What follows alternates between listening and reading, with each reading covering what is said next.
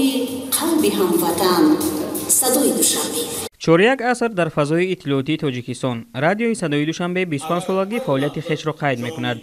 در مراسم تنتنوی به این مناسبت رئیس کمیته تلویزیون و رادیوی نزد حکومت جمهوری تاجیکستان نوریدین سعید سخنرانی نموده هیئت ایجادی و تکنیکی این رادیوی نوآور و سرمسئول را تبریک و تهنیت گفت. ذکر شد که در روند جهانی شوی نقش واسطه‌های اخباری امت در حفظ امنیت و یکپارچگی دولت، ارزش‌های ملی و دولتی و آبادی و پیشرفت جامعه نظررس است که در این میان رادیو نیز نقش مؤثر دارد. همین است که رئیس کمیته تلویزیون و رادیو از هر یک کارمند صدای دوشنبه هم قدم زمان بودن و موافق ذوق شنوندگان تهیه و پیشنهاد کردن سوژه و گزارش‌ها و در شبکه‌های اجتماعی فعال بودن را طلب نمود. در همین مراسم یک قطار کارمندان رادیوی صدای دوشنبه با مدال اعلاچی کمیته تلویزیون و رادیوی نزد حکومت جمهوری تاجیکستان افتخارنامه و سپاسنامه‌ها سرفراز گردانیده شدند. باید گفت که فعالیت این رادیوی وطنی سال از سال وسیع گردیده موادهای آن نه تنها از موج 102 نقطه FM به سمع شنوندگان میرسند، بلکه در شبکه‌های اجتماعی نیز در شکل متن و نوار و غیره پهن میشوند. رادیو رو حاضر میشنوی، خبرهایش رو از سامانه‌ها خودش سامانه رسمی و دیگر شبکه‌های اجتماعی میتونی استماع فرمایی. حتی صورت گزارش و ویدیو گزارش برنامه‌های خود رو ما برام ماندیم که در کانال یوتیوب صدای دوشنبه فعال است. همین است که سال 2021 یک آزمونی که مقامات اجرایی حکومت دولتی شهر دوشنبه گذراندند بین تمام سامانه‌های وزارت و اداره‌ها سامانه شبکه صدای دوشنبه مقام دوم رو کسب کرد. صدای دوشنبه زاده دوران صاحب استقلالی کشور است، فرزند استقلالیت است.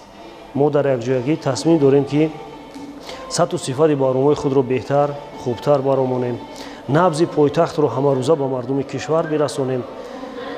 70% برنامه ما در پخش مستقیم هستند. بیش از 50% برنامه ما از نبض پایتخت همه روزه حرف میزنند. ما همین کلکتیو یک جا رسالت خود رو تا روزی که هستیم، تا روزی که امکانیت هست، تا جایی که امکانیت داریم به مردم کشور میرسونیم. برای تبریکات هیئت کارمندان صدای دوشنبه نمایندگان وزارت و اداره‌ها نیز تشریف آورده فعالیت این رادیو را در رشد جامعه نظررس ارزیابی نمودند. در این روز جشنی البته شنوندگان دائمی رادیو نیز حضور داشتند.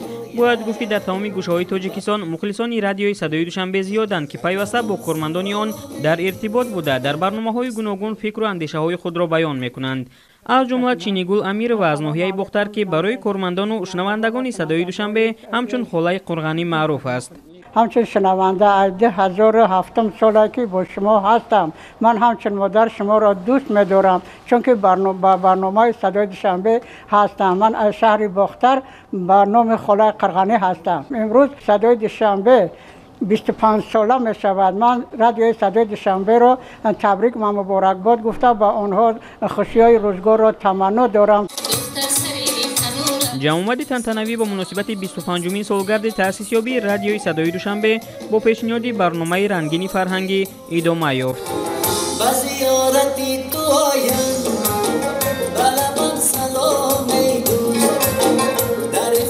سلام